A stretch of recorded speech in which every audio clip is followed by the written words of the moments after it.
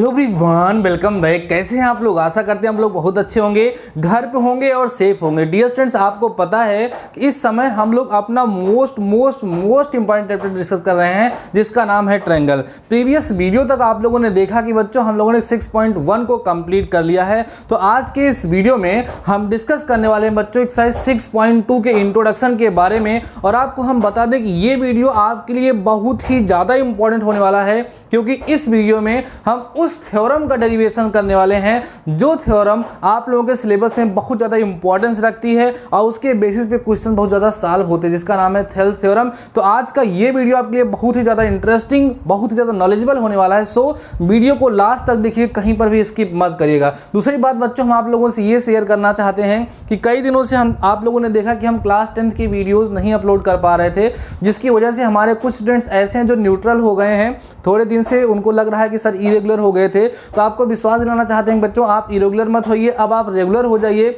और जिस तरीके से आप कमेंट सेक्शन कमेंट से भर देते थे हमारे क्लास 10th के बच्चे, वैसे आपको कमेंट से भर देना है। मेरा उत्साह बढ़ाना है कि हमारे सारे के सारे बच्चे रेगुलर हैं और पढ़ाई कर रहे हैं।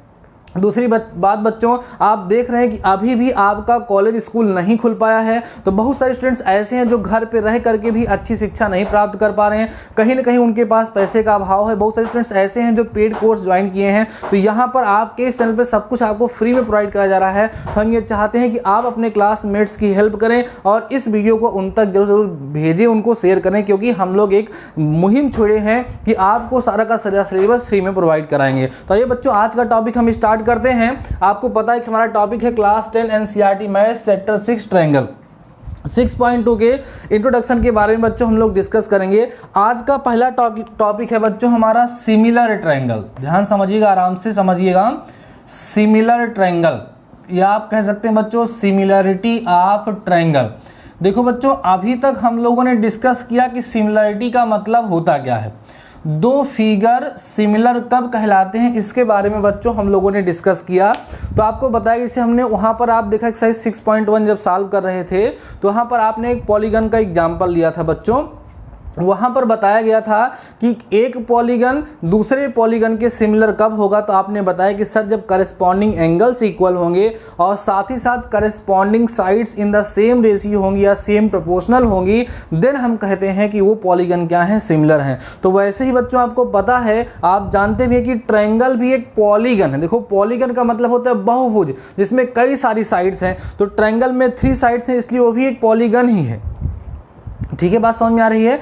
ऐसे ही क्वाड्रिलेटरल भी एक पॉलीगन ही है। तो इसका मतलब ये है कि जो कंडीशन हमारे पॉलीगन के लिए लगती है वही कंडीशन हमारे ट्रायंगल के लिए भी लगनी चाहिए। मींस अगर 2 ट्रायंगल हमें गिवन है तो 2 ट्रायंगल सिमिलर कब कहलाएंगे बच्चों, जब उनके करस्पॉन्डिंग एंगल्स इक्वल हों, साथ ही साथ उनके corresponding sides in same ratio हों या सेम प्रोपोर्शनल में हों, तब हम कहते हैं बच्चों कि वो दोनों ट्रायंगल क्या होंगे, आपस में सिमिलर होंगे। आइए लिखते हैं, 2 ट्रायंगल के सिमिलर होने की कंडीशन होती है बच्चों। नंबर पहली कंडीशन है बच्चों corresponding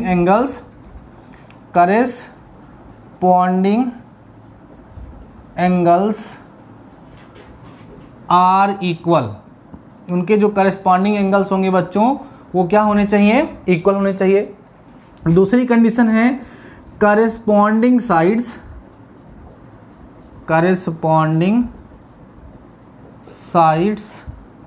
must be in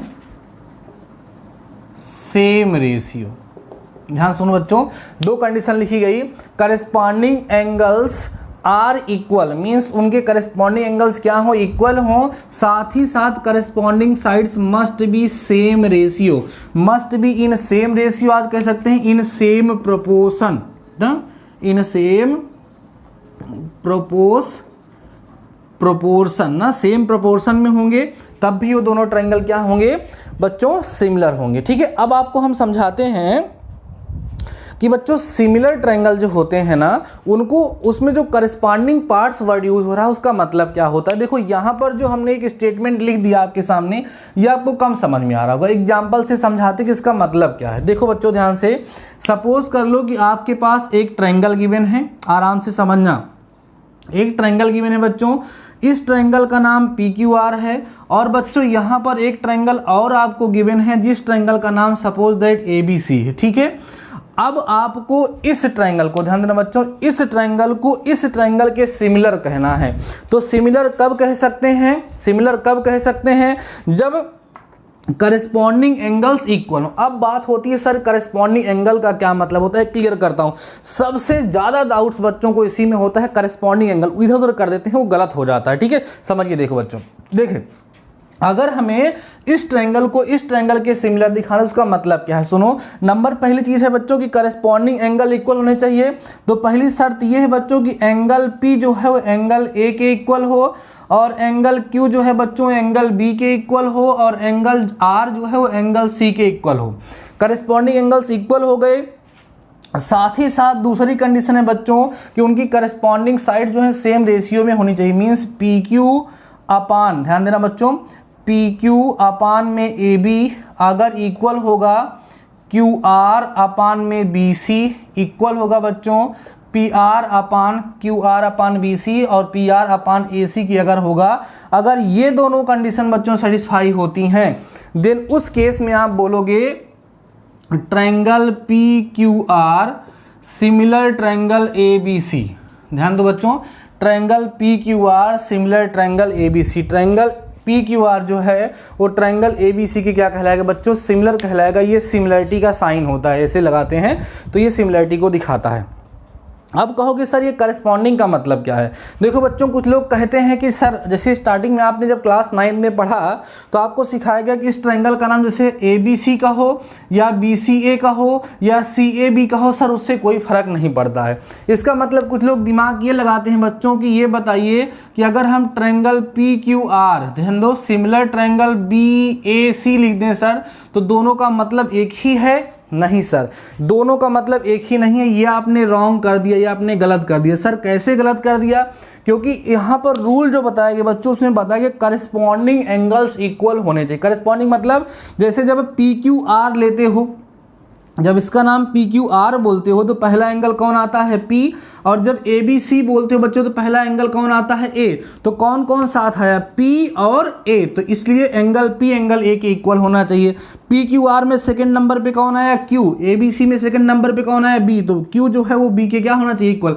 means अब यहाँ पर जो आप लिख दिए हो triangle PQR similar triangle BAC, ये है बच्चों, ये रिप्रेजेंट कर रहा है कि एंगल P जो है वो एंगल B के इक्वल होना चाहिए, एंगल Q एंगल A के इक्वल होना चाहिए, और एंगल R जो है बच्चों एंगल C के। क्या ऐसा है क्या, नहीं सर, हमारा P जो है वो A के इक्वल था B Q के, तो सब गड़बड़ हो गया कि नहीं। ये करस्पॉन्डिंग का मतलब होता है। ठीक है, देखो बच्चों, आप ट्रायंगल PQR को ट्रायंगल BAC की सिमिलर कब कह सकते हो, जब P B के इक्वल हो, Q A के इक्वल हो, R C के इक्वल हो। जैसे एंगल करस्पॉन्डिंग होंगे वैसे ही PQ के साथ BC, देखो PQ के साथ BA आएगा, QR के साथ AC आएगा, PR के साथ BC आएगा ना। समझ गए होगे आप लोग करस्पॉन्डिंग का मतलब होता क्या है। क्लियर हो गई बातें बच्चों। अच्छा, आप कहोगे सर ये बताइए अगर हम ऐसा लिखें तो कैसे सर, हम ट्रायंगल QRP ले लें, इसको सिमिलर कर दें सर हम ट्रायंगल BCA के। यस सर, ऐसा आप लिख सकते हैं। कैसे, QRP लिखे हो तो एंगल Q एंगल B के इक्वल होना चाहिए, तो एंगल Q एंगल B के इक्वल देखो यहाँ पर लिखा गया। ठीक है, मीन्स करस्पॉन्डिंग का मतलब समझ में आ गया होगा। जब QRP लिखोगे तो सेकंड नंबर पे कौन आ रहा, R, तो एंगल R एंगल C के इक्वल होना चाहिए, जो कि था, देखो R और C इक्वल थे। बाद में P आया, P A के इक्वल होना चाहिए। समझ गए बात, करस्पॉन्डिंग का मतलब क्या है, क्लियर हो गया। देखो और कोई एग्जाम्पल समझाते हैं। सपोज कर लो बच्चों, आपको एक ट्रायंगल दिया है, ट्रायंगल ABC, ठीक है, सिमिलर ट्रायंगल XYZ। अब इससे आपको क्या रिजल्ट मिलता है, देखो बच्चों, इससे रिजल्ट मिलता है कि एंगल A जो होगा वो एंगल X के इक्वल होगा, एंगल B जो होगा एंगल Y के इक्वल होगा, एंगल C जो होगा बच्चों एंगल Z के इक्वल होगा। साथ ही साथ AB upon XY, BC upon YZ equal to AC upon ZX होगा। ये करस्पॉन्डिंग का मतलब होता है। क्लियर हो गई बातें। तो ये जरूर ध्यान रखेंगे, ये गलतियां सारे के सारे स्टूडेंट्स क्लास 9th में भी करते हैं और लास्ट तक कहीं अंदाजा नहीं लगता है कि हमने गलत कहाँ कर दिया बच्चों। इसलिए करस्पॉन्डिंग वर्ड जो यहाँ पर यूज हो रहा है वो बहुत ज़्यादा इंपॉर्टेंट है। शायद आप लोग अच्छे से लोग समझ गए होंगे, अब आपको कोई दिक्कत नहीं होगी। तो दो ट्रायंगल बच्चों सिमिलर कब कहलाएंगे, जब उनके करस्पॉन्डिंग एंगल्स इक्वल हों और साथ ही साथ उनकी corresponding sides in the same ratio हों, सेम प्रोपोर्शन में हो, इन दैट केस आप कहोगे कि वो दोनों ट्रायंगल सिमिलर हैं। यहाँ पर हमने दिखा भी दिया है, ट्रायंगल पी क्यू आर था, ट्रायंगल ए बी सी था, एंगल पी ए के इक्वल हुआ, एंगल क्यू बी के इक्वल हुआ, एंगल आर सी के इक्वल हो गया, साइड सेम रेशियो में हो गई, इसलिए हमने कह दिया कि दोनों ट्रायंगल क्या हैं, सिमिलर हैं। सिमिलर के लिए साइन यहाँ पर यूज होता है। ठीक है बच्चों, बातें क्लियर हो गई। अब सुनो, इसका उल्टा समझो। आपको बताया गया कि दो ट्रायंगल हमें दिए हुए हैं, उनको हम सिमिलर कब कह सकते हैं, जब उनके करस्पॉन्डिंग एंगल्स इक्वल हों और corresponding sides in the same proportion हो, तब उनको हम सिमिलर कह सकते हैं। ठीक बच्चों, अब इसका उल्टा सुनो। अगर हमको गिवन है कि दो ट्रायंगल सिमिलर हैं, तो हम उसके साथ साथ ये भी कह सकते हैं, इसका मतलब उनके करस्पॉन्डिंग एंगल्स इक्वल रहे होंगे और करस्पॉन्डिंग साइड सेम रेशियो में रही होंगी। क्लियर है ना? तो इन सभी चीज़ों का हम लोग फायदा उठाएंगे अभी आगे चल के क्वेश्चन को सॉल्व करने के लिए। और उसके बाद अब एक छोटी सी बात और शेयर करें बच्चों आप लोगों से। उसके पहले आप एक काम करिए, ये जो टॉपिक मैंने आपको समझाया है उसको आप लोग इसको नोट करिए, फिर इस एग्जाम्पल को आप लोग नोट कर लीजिए, देन हम लोग बच्चों आगे डिस्कस करते हैं। Before that pause the video and note down. तो अभी तक बच्चों हम लोगों ने ये डिस्कस किया कि दो ट्रायंगल को हम लोग सिमिलर कब कह सकते हैं। तो यहाँ पर हम लोगों ने सीखा कि बच्चों दो ट्रायंगल सिमिलर तब होंगे जब उनके करस्पॉन्डिंग एंगल्स इक्वल होंगे, साथ ही साथ corresponding sides in the same ratio होंगी। ठीक है, तो बच्चों एक थेल्स नाम के मैथमेटिशियन थे जो यूनान के थे, उन्होंने कहा कि ऐसे दो ट्रायंगल और मोर ट्रायंगल जिनके करस्पॉन्डिंग एंगल्स इक्वल हों, उनको इक्वी एंगुलर ट्रायंगल के नाम से जाना जाता है। इक्वी एंगुलर माने उनके एंगल्स इक्वल होंगे, उसी नाम से उनको इक्वी एंगुलर ट्रायंगल के नाम से जाना जाता है। और उन्होंने बच्चों इक्वी एंगुलर ट्रायंगल के लिए एक बहुत ही इंपॉर्टेंट थ्योरम का डेरिवेशन किया था, बहुत ही इंपॉर्टेंट रिजल्ट दिया था, जो कि आज के समय में थेल्स थ्योरम के नाम से बच्चों जाना जाता है, क्योंकि उनका नाम थेल ही था। ठीक है, तो थेल्स नाम के मैथमेटिशियन ने जो प्रोपोर्शनलिटी की थ्योरम दी बच्चों, उस थ्योरम को थेल्स थ्योरम के नाम से भी जानते हैं, या उसको इस समय बेसिक प्रोपोर्शनलिटी थ्योरम के नाम से भी हम लोग जानते हैं, जिसको शॉर्ट में बच्चों बीपीटी कहा जाता है। जब हम लोग इस थ्योरम का कहीं भी यूज करेंगे तो ब्रैकेट में लिखेंगे बाई बीपीटी। बीपीटी का मतलब होगा basic proportionality theorem, Thales theorem या बेसिक प्रोपोर्शनलिटी थ्योरम। मैंने यहाँ पे लिख दिया है बेसिक प्रोपोर्शनलिटी थ्योरम, शॉर्ट में बीपीटी और थेल्स थ्योरम। इसका हम लोग डेरिवेशन करने चल रहे हैं, इसको प्रूव करने चल रहे हैं। बहुत ही इंपॉर्टेंट थ्योरम है, खूब इतने इंपॉर्टेंट तरीके से, इतनी इजी तरीके से आपको हम समझाएंगे ना, ये थ्योरम अभी आपके माइंड में सेट हो जाएगी। नहीं तो पूरा देखने के बाद मुझे बताइएगा ये आपको कहीं डाउट रह गया क्या। कोई डाउट नहीं होगा बच्चों, ध्यान दो। पहले तो इस थ्योरम का स्टेटमेंट पढ़ते हैं हम लोग। कह रहा if a line is drawn parallel to one side of a triangle intersecting the other two sides, then it divides the other two sides, divides the two sides in the same ratio. Means उन side को same ratio में divide करेगी। बिना figure के समझ में नहीं आता, फिगर बनाते हैं। देखो इनका कहने का मतलब क्या है बच्चों, ये कह रहे हैं कि सपोज दैट हमारे पास एक ट्रायंगल है, आराम से वन बाय वन करके समझिएगा। कह रहे हैं हमारे पास एक ट्रायंगल है बच्चों, जिसका नाम हमें पता है, सपोज कर लीजिए ए बी सी। ध्यान दो, हमें एक ट्रायंगल पता है जिसका नाम है बच्चों ए बी सी। इन्होंने क्या कहा, a line is drawn parallel to one side of a triangle. तो मान लो इस साइड बी सी के पैरेलल हम एक लाइन ड्रा करते हैं, जिसका नाम बच्चों हम यहाँ पे रख देते हैं डी ई। ठीक है, क्या किया हम लोगों ने, इस ट्रायंगल BC के पैरेलल एक लाइन ड्रा की जिसका नाम DE है। मींस इसको साइड AB को पॉइंट D पर और साइड AC को पॉइंट E पर बच्चों क्या कर रहा है, इंटरसेक्ट कर रहा है। ठीक है, इतना हमको गिवन है।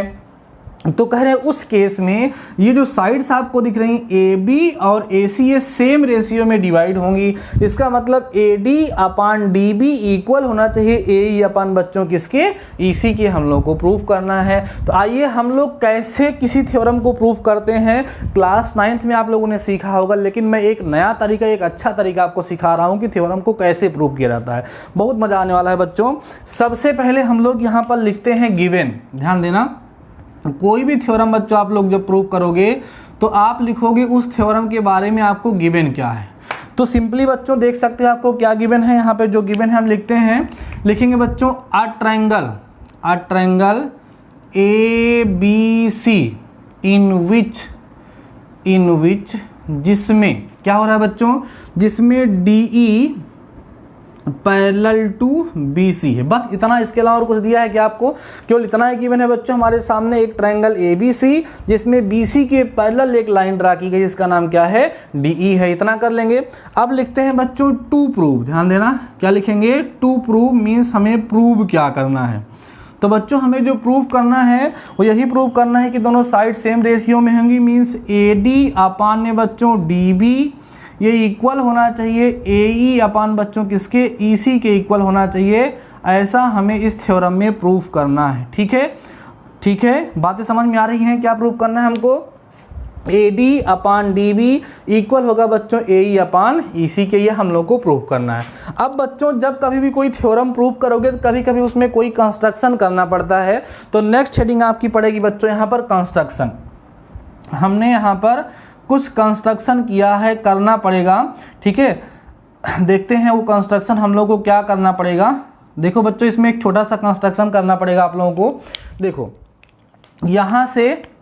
यहाँ से इस पर AE पर एक पर आप कह सकते हैं, इसका नाम रखेंगे हम बच्चों DM, कहेंगे DM परपेंडिकुलर AC पर ड्रा किया गया है। और यहाँ पर एक परपेंडिकुलर ड्रा कर देंगे बच्चों, इसका नाम हम रख देंगे EN। क्या रख देंगे? EN। अलग अलग कलर से इसलिए हम बना दे रहे हैं। हमने छोटा सा कंस्ट्रक्शन किया बच्चों, हमने कहा कि drawn DM perpendicular on AC and EN perpendicular on AB। देखो कैसे लिखेंगे, यहाँ लिख देंगे बच्चों हम लोग क्या? ड्रान, ध्यान देना बच्चों, ड्रान क्या?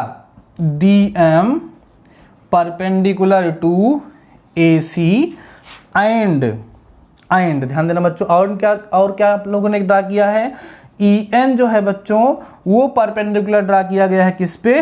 AB पर। इतना सा हम लोगों ने क्या किया है? कंस्ट्रक्शन किया है। ठीक बच्चों, अब हम लोग क्या करेंगे? इसको प्रूफ करेंगे। ठीक है, क्या करेंगे? प्रूफ करेंगे। आइए प्रूफ करिए। अब यहाँ से स्टार्ट होगा बच्चों प्रूफ। हम इसका प्रूफ देंगे कि किस तरीके से हम रिजल्ट को फाइंड कर सकते हैं। देखो बच्चों हमेशा इस तरह की थ्योरम, जो थ्योरम थेल्स थ्योरम है, इसको प्रूफ करने के लिए हम लोग यहाँ पर एरिया का यूज़ करते हैं। आपको थोड़ा समझाते हैं बच्चों। एक बार हम एरिया ADE ट्रायंगल का निकालेंगे। ट्रायंगल का एरिया पता है आपको, हाफ बेस इंटू हाइट होता है। तो एक बार हम ADE का एरिया निकालेंगे, बेस AD को ले लेंगे और हाइट AD के लिए जो होगी बच्चों कौन सी होगी? EN होगी। कौन होगी? EN होगी। और उसके बाद बच्चों जब हम इसकी बात करेंगे तो हाइट कौन होगी? ये DM होगी। तो इसका यूज़ करके हम ट्रायंगल ADE का एरिया फाइंड करेंगे। उसके बाद फिर हम लोग नीचे आ जाएंगे, यहाँ पर भी छोटा सा कंस्ट्रक्शन करेंगे। अभी हम लोग यहाँ पर चलो कर ही देते हैं बच्चों। करना क्या होता है? D को C से मिलाना होता है। किसको मिलाना होता है? D को बच्चों C से मिलाना होता है और B को E से मिलाना होता है। कंस्ट्रक्शन में एक स्टेप हम लोग बढ़ा लेंगे। क्या लिखेंगे कंस्ट्रक्शन में? Join B to E and C to D। यहाँ लिख देंगे, इसी के आगे बढ़ा सकते हैं एंड करके। क्या लिखेंगे बच्चों? ज्वाइन किया है हमने किसको? C to D and B to E। आप लोग उसी में बढ़ा लीजिएगा। ठीक है, एक कंस्ट्रक्शन ये है, दूसरा ये हुआ है। अब प्रूफ कैसे करेंगे ध्यान समझिएगा। कहेंगे बच्चों एरिया ऑफ, ध्यान देना, एरिया ऑफ ट्रायंगल हम ADE की बात करेंगे। ADE का एरिया का बात करो बच्चों अगर, तो यहाँ पर अगर हम बेस AD को लेंगे तो एरिया क्या होगा?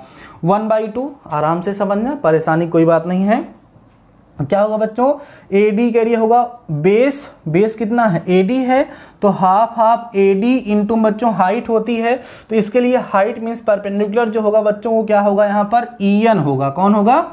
EN होगा। देखो यहाँ से ये बेस है तो ये इसके लिए क्या होगा? परपेंडिकुलर होगा। इतनी बातें समझ में आ रही हैं बच्चों? बस इतना ही लेख करके आप लोग इसको इक्वेशन नंबर फर्स्ट करेंगे। जैसे हम करा रहे हैं ऐसे करेंगे, सबसे इजी मेथड आपको बता रहे हैं। अगेन यहाँ फिर लिखते हैं बच्चों, अगेन फिर से आप एरिया आप ADE ही निकालोगे और 1/2 अब की बार बच्चों बेस आप AE को लोगे। किसको ले लोगे? AE को। तो मल्टीप्लाइड बाई AE और इनटू बच्चों इसका जो परपेंडिकुलर होगा वो कौन होगा? DM होगा। कौन होगा? DM होगा। इसको हम लोग लेट कर लेते हैं बच्चों इक्वेशन नंबर फर्स्ट। इतनी बातें समझ में आ रही हैं? अब बच्चों हमें जो रेशियो चाहिए, वो किसके लिए चाहिए ये भी थोड़ा सुन लीजिए। हमें जो रेशियो चाहिए बच्चों वो AD और AE और ये BD वगैरह के लिए चाहिए। बातें समझ में आ रही है? तो हम करते क्या हैं, इसको बस ऐसे ही छोड़ देते हैं। इसको ऐसे ही बच्चों हम क्या करेंगे? छोड़ देंगे। यहीं पर रुक जाइए और आगे हम लोग बच्चों क्या करेंगे? डिस्कस करेंगे। इतनी बातें समझ में आ गई हैं? अब बच्चों हम क्या करेंगे? इसका एरिया फाइंड करेंगे। देखो किसका, area of B D E. Now again यहाँ लिखेंगे, ध्यान देना सब लोग, क्या लिखेंगे बच्चों, नाउ अगेन, फिर से area of B D E. जब बी डी ई का बच्चों आप एरिया फाइंड करोगे तो 1/2 इसके लिए बेस कौन होगा सर, बी डी होगा। तो बच्चों बी डी लिखो या डी बी लिखो, तो चलो हम यहाँ लिख देंगे डी बी। डी बी यहाँ पर हमने लिखा तो डी बी लिख रहे हैं, डी बी। और इसके लिए बच्चों हाइट क्या होगी, देखो ध्यान से, ये ऐसे ट्रायंगल बन रहा है तो इसके लिए हाइट जो होगी बच्चों ये कौन होगी, ई एन होगी। नहीं समझ में आ रहा हो तो मैं समझाता हूँ आप लोगों को। देखो जैसे मान लो हमारे पास कोई ट्रायंगल हो, कहाँ दिखाएं, जैसे मान लीजिए आपके पास कोई ये ट्रायंगल इस तरीके का है बच्चों, तो इसकी हाइट यहाँ बाहर जा करके बनेगी। तो उसी तरीके से केस बन रहा है, इसकी हाइट कौन होगी, ई एन होगी। तो यहाँ क्या लिखेंगे बच्चों, इनटू में हम लोग ई एन लिख देंगे। इसको आप लेट कर लीजिएगा इक्वेशन नंबर 3। बातें समझ में आ रही होंगी आप लोगों को। 1/2 डी बी हो गया और हाइट कौन हो गई बच्चों, यहाँ पर ई एन हो गई। बातें समझ में आ रही हैं। अगेन फिर से देखिएगा आप लोग, अगेन बच्चों इसका एरिया निकालेंगे, area of C D E. क्या लिखेंगे, area of C D E निकालेंगे तो 1/2 इसका बेस क्या होगा सर, इसका बेस बच्चों ई सी होगा। कौन होगा, ई सी होगा। और इसकी हाइट कौन होगी बच्चों, इसकी हाइट जो है इधर से निकलेगी और वो होगी डी एम। कौन हो जाएगी, डी एम हो जाएगी। ये हमारा इक्वेशन नंबर 4 हो गया। इतनी बातें क्लियर हो गई सब लोगों को बच्चों। एक काम करिए, इक्वेशन नंबर 4 हम इसको नहीं मानेंगे अभी।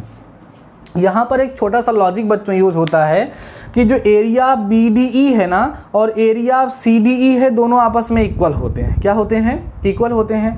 यहाँ पे हम बोल देंगे, हम बोलेंगे बच्चों this implies that area of B D E is equal to half of E C into में डी एम। ठीक है, अब इसको हम इक्वेशन नंबर 4 लेट कर लेंगे। आपने देखा हमने किया क्या, जहां सी डी ई था बच्चों वहां पर हमने बी डी ई लिख दिया है।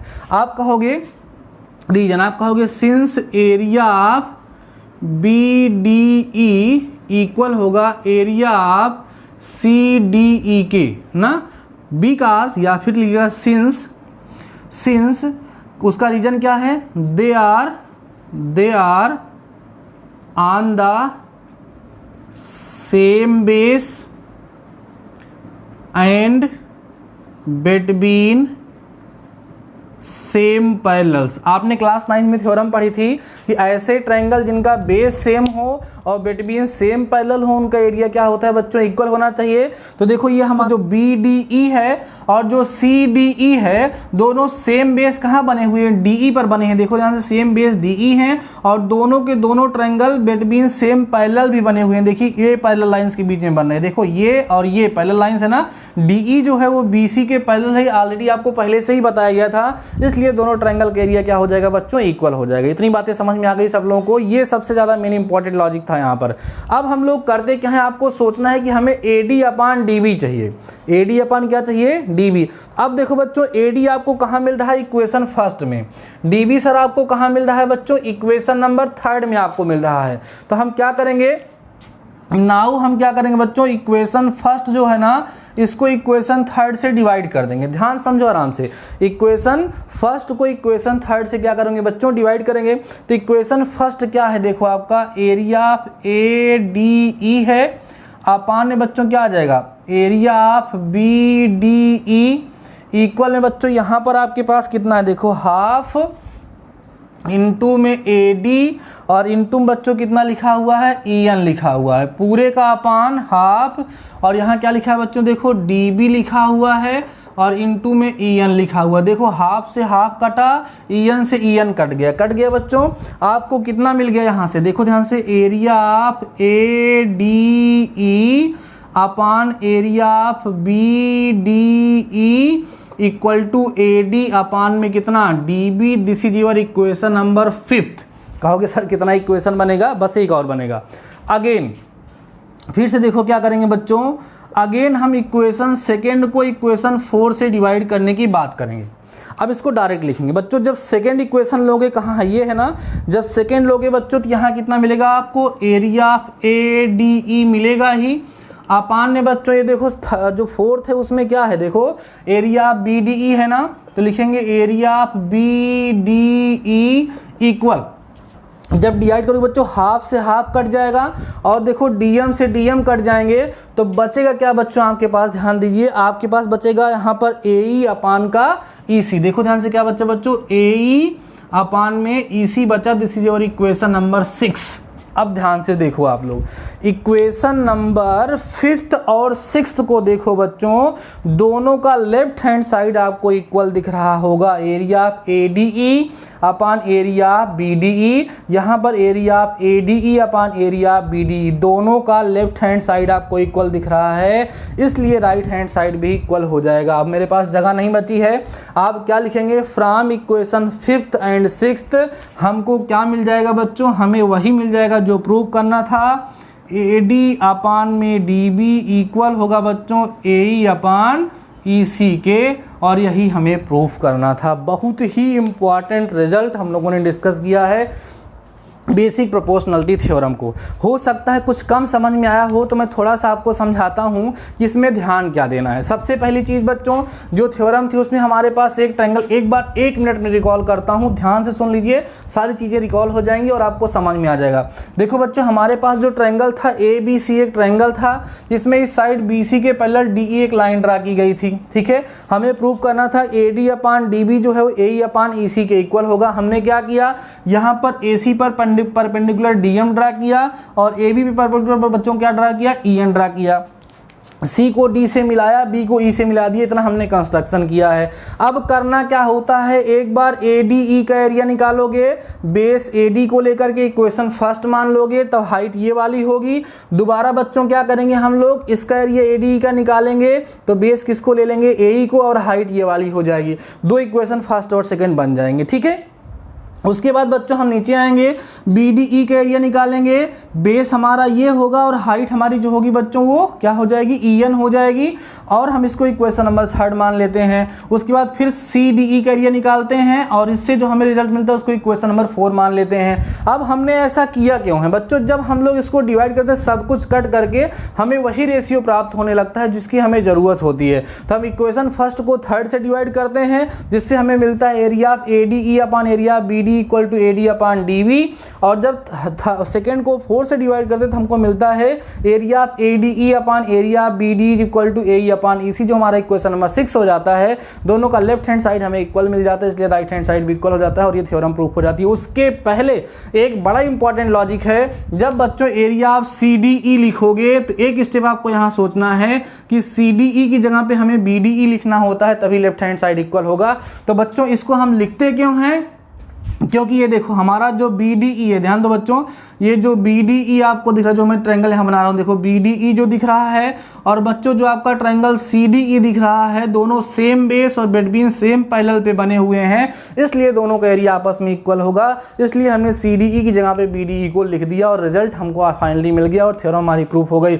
बच्चों ये इस वीडियो में मैंने आप लोगों को काफ़ी हद तक काफ़ी अच्छे से थ्योरम को समझाने का प्रयास किया है। आशा करते हैं कि आपको कंप्लीट थ्योरम समझ में आ गई होगी, कहीं कोई दिक्कत नहीं होगी। तो ठीक है बच्चों, अभी इस वीडियो को खूब अच्छे से देखें और आपको समझ में आया हो तो अपने फ्रेंड्स को हेल्प करने के लिए, उनकी हेल्प करने के लिए इस वीडियो को जरूर शेयर करें। तो ठीक बच्चों, शानदार रहिए, मस्त रहिए। मैंने स्टार्टिंग में भी बोला था कि आप अपना जोश दिखाइए, जिस तरीके से आप पहले कमेंट सेक्शन में जाकर कमेंट भर देते थे वैसे ही आप लोगों को करना है। तो ठीक बच्चों, आज के इस वीडियो में बस इतना ही। शानदार रहिए, मस्त रहिए और पढ़ते रहिए। मिलते हैं नेक्स्ट वीडियो के साथ, तब तक अपना ख्याल रखिए।